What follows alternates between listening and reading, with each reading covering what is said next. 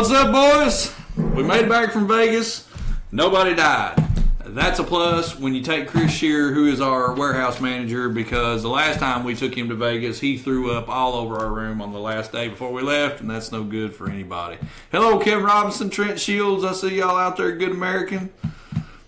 Sarah Shoemaker. Yes, absolutely.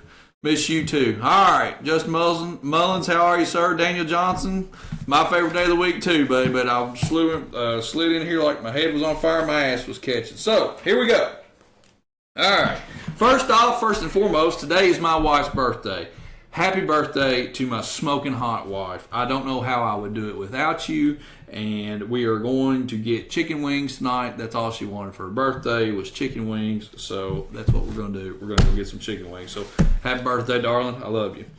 All right. Glad to be back. Thanks to Jimmy for filling in for us last week. I don't know how Jimmy's questions went, but I hope you guys were easy on him. Chris, so the semen trip, I've already made fun of Chris.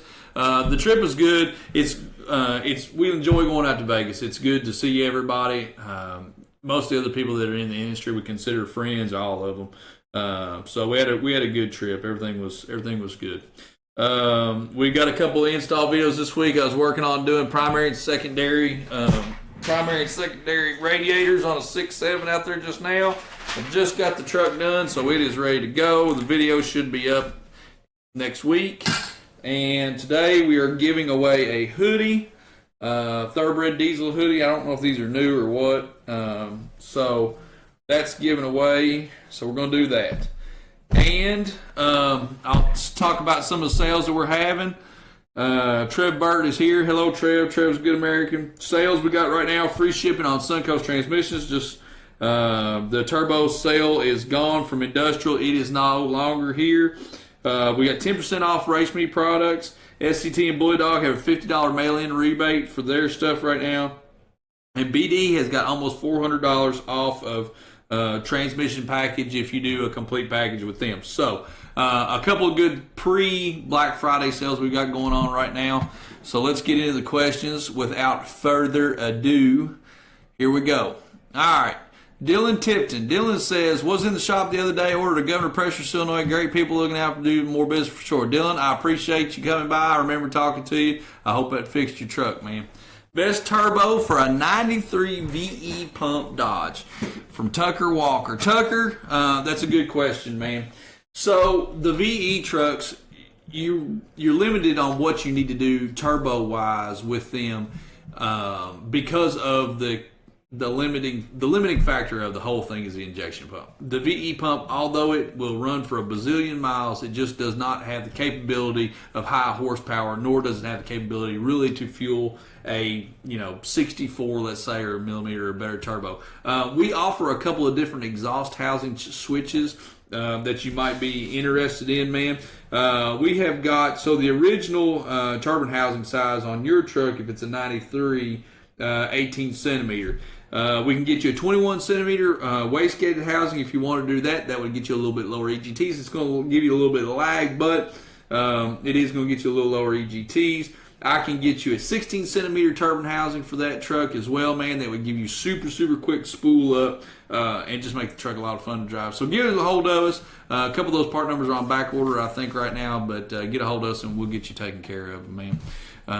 Thanks for the question, Tucker. So Tyler Garrett says, any Black Friday clutch deals or air dog deals? Tyler, I can't really talk a lot about the deals that we're going to have going on for Black Friday, but yes, that's the best I can tell you, man.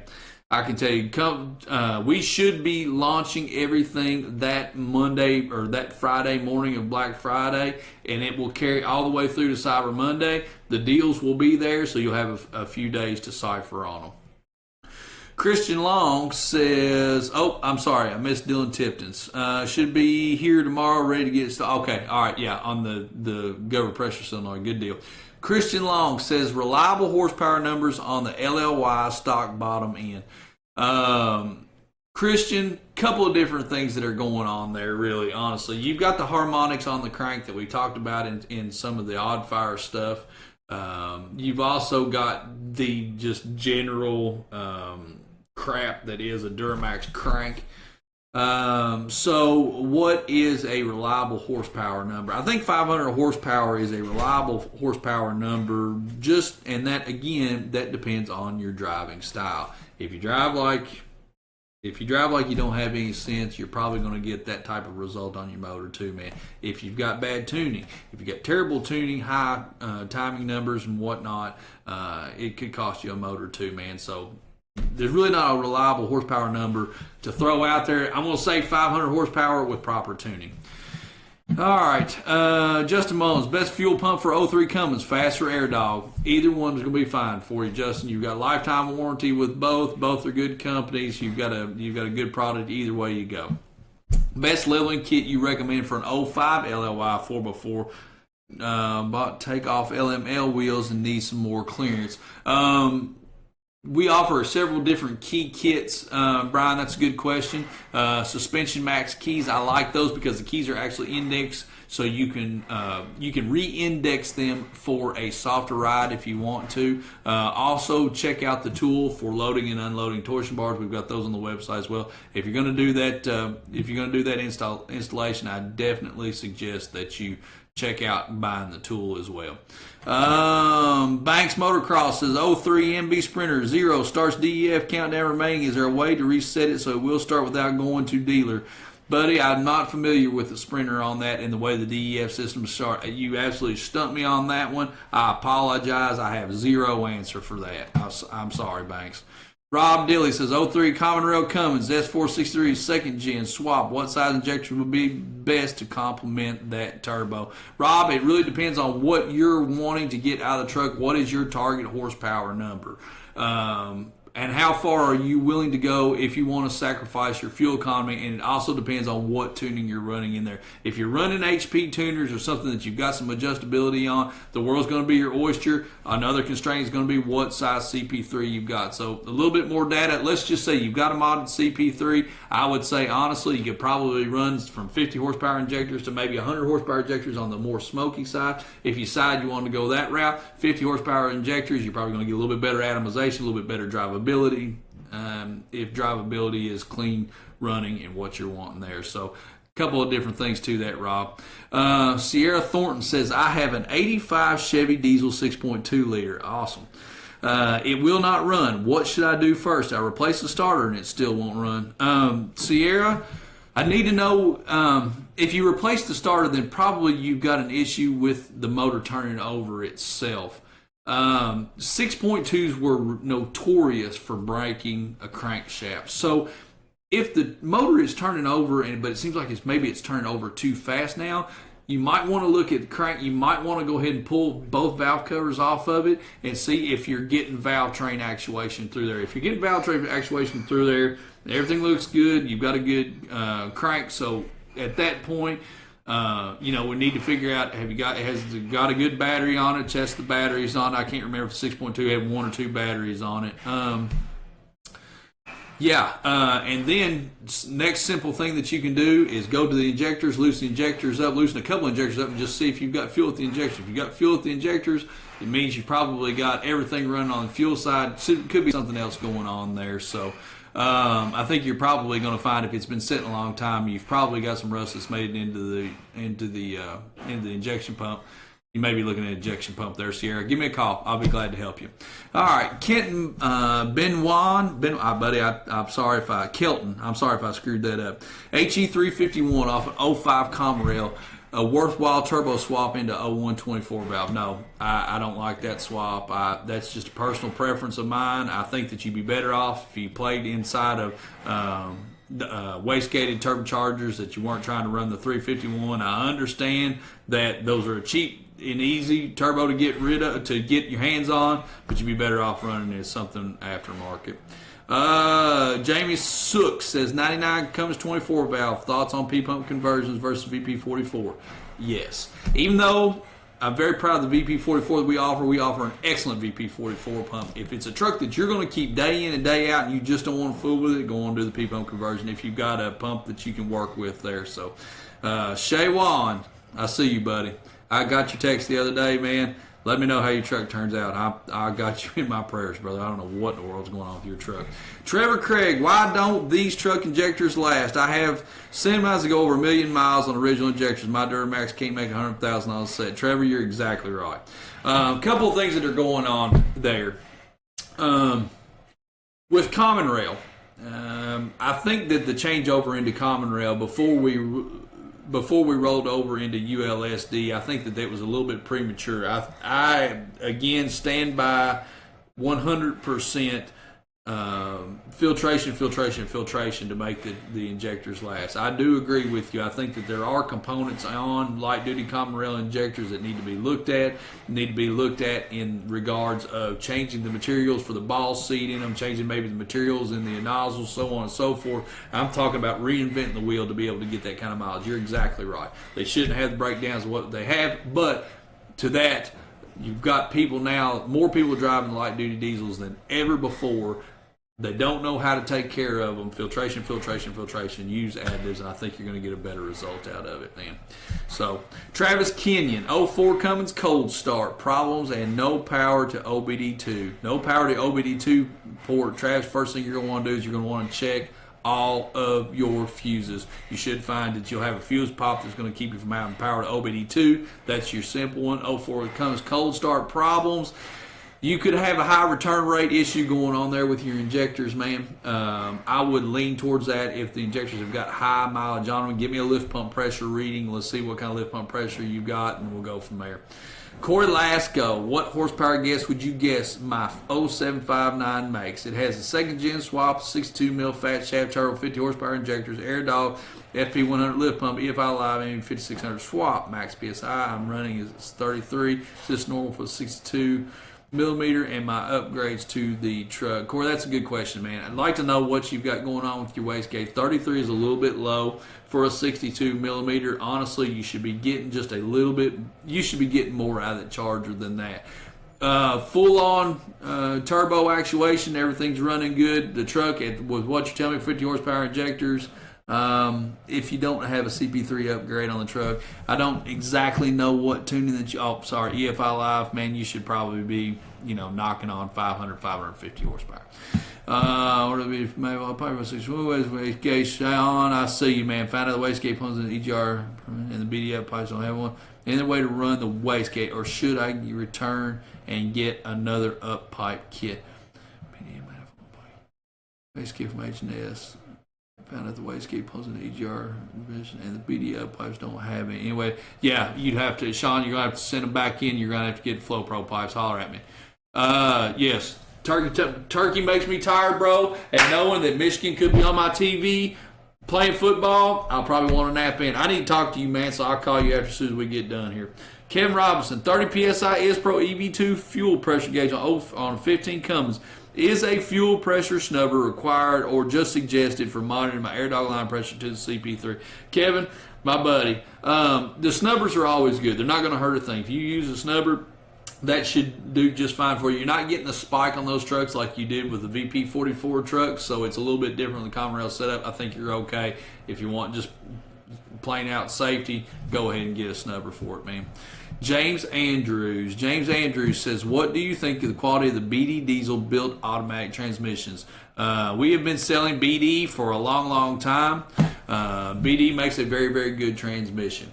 If you have any problems with BD, you can also get in touch with us, and we can work with them directly if any problems that you've got. But yes, if you're thinking about putting BD in your truck, absolutely a good choice. My smoking hot wife just joined the call. Happy birthday, darling. See you in just a little while. We're going to get chicken wings tonight. Awesome. My buddy Travis Cooper just joined on. Travis, let's start back truck pulling, man. I'm ready. Hello, hot pants. I see you out there. All right, so let's talk about some dead air stuff that we've got on here that Adam's put on the thing. We're 2 weeks away from Black Friday. Everybody say a prayer for us. Suggest that they join the mailing list and text list.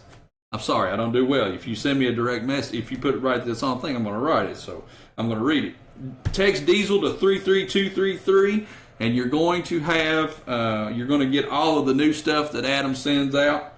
Dead air's deer season. Oh yeah, it's deer season. Saturday is deer season. If you're going into the deer woods, guys, please don't shoot anybody. Don't shoot anybody's cows. Don't trespass on anybody's land that you shouldn't be there. Wear your orange. Make sure you put your hunter safety systems on when you're in a tree. Don't fall out of a tree and die. No one wants to die deer season. It's not a good deal. So just everybody use your head. Thank you, Rob. I appreciate that, man. Yes, 32333. Don't send any text to that from Chris Mailer. 33233 is the number to text to for all of our special deals. Yes, what else do we have? The hat winner. Anybody give any hats? Oh, the hoodie winner. You know what? I'm gonna go ahead and give the hoodie away, because if I don't give the hoodie away right now, I'll completely forget about doing it. Let me go back through these. Trevor Craig, my buddy that wanted the question about the injectors. I like that. I'm sending you the sweatshirt, buddy. You're gonna get it, and Adam will get with you and get your size, and we'll get your sweatshirt out, man. I appreciate that question. Thanks, sir. Yeah, I'm reading directly from the teleprompter. That's exactly right. 6.7 PS Power Stroke. Is there a benefit on a pass-through versus block-off for the EGR? 6.7. Is there a benefit of a pass-through versus a block-off for the EGR? No. I don't think you're gaining any cooling properties by not doing the block-off plates on the Power Stroke. I think you're in good shape there, man. Go with just the normal kit. Sierra, she says 8462, that old military truck is turned into, or first or later auctioned off, and I got my hands on it. It had been switched over to a 12 valve from the original 24 valve. Someone added AC. My dad drove the truck.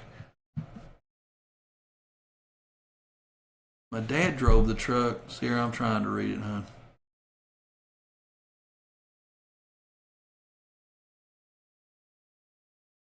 My dad drove the truck for a few months, and then one morning it would not start. It's set for over a year, and it had a full tank of diesel. I am now getting around to messing with it. 54,000 original miles, no rust, replace the starter. Glow plugs are good, batteries are good. Not sure what to start with. Drain the fuel.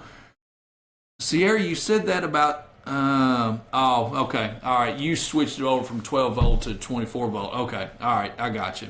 All right, so you're on 12 volt system now. So how is the truck turning over? Is it turning over fast enough that you think that it should start? Because again, that's another thing with when you're dealing with a cab Lucas pump, you've got to have a certain RPM when the truck is turning over to be able to build up head pressure to be able to pop off the injector. So if you converted it over to 12 volt and you're not having enough, and you're not getting enough voltage to get good RPMs and turning the motor over, that could very well be your problem. You may not be able to spin the motor over fast enough to pop the injectors off. Again, I'm going to say go ahead and open up 2 or 3 of those injectors and crank the truck over. If you crank the truck over and you're getting fuel flow to it, but it's not enough pressure, then you may have something going on inside the injection pump, or you could not be spinning it over fast enough to be able to get that done. There's a lot there. You're more than welcome to give us a call. Ask for me. I'll be glad to talk to you on it. Sean's back. All right, Sean, what'd you say? Yeah, I'll keep you updated. I'll send you some updated pictures. All right, yeah, I know. It's a bad deal, man. S360 Gage Coleman, S369 or S467 on a 6.7 Cummins. I guess that's which one do you prefer. Your 467 is probably going to, I'd say 467, man. Honestly, you're going to want to move as much air across that motor as you possibly can and get inside of a T4 foot, because once you have converted over to a straight T4 foot manifold, you're going to be swapping out different turbos, just trying to get it dialed into what you like. So going into a T4 foot gives you more room for expansion, so you're in good shape there. The old starter turned it over faster than the new starter. Yeah, I think you may have a problem even with the starter that you got, for sure. So, there's a couple of things on that one. I like the old mechanical injections for sure. There's a couple of different things, and another thing that you can do with that, Sierra, is you can plug the truck in and just let if you let the coolant heater warm the block up and get it up to just normal temperature, that's going to go a long way into helping it start. So even if it's cranking over slow, if it's on a warm block, you might get lucky enough for it to hit. Don't go pouring ether at it until you know you're getting proper cranking speed for sure. James Andrews, yes, James and Sarah, you said something about the hoodie too, for sure. We gave that away to her trucking buddy down there that asked us about the injectors. So, all right, so I'm going to go ahead and close because I really need to get back to this truck. I need to get it taken on a test drive so I can send the video up. So we haven't got a lot going on the website as far as adding new products right now. With replatforming the website, it's going to slow down there, so that's where we're at. Right now we are 100% focused on Black Friday and giving you guys the best deals that we're possibly going to be able to give you to carry you through the holiday season. I got the hoodie winner, Adam. I think we're good there, and the apparel, the whole apparel line is up as well, and that's it. All right, guys, I'm gonna call it a day on that. Thank you all for watching. We really appreciate it. Thank you to Jimmy again for sticking up, for getting in here for me last week. Happy birthday to my smoking hot wife, and we will see you all next week. Thanks, guys.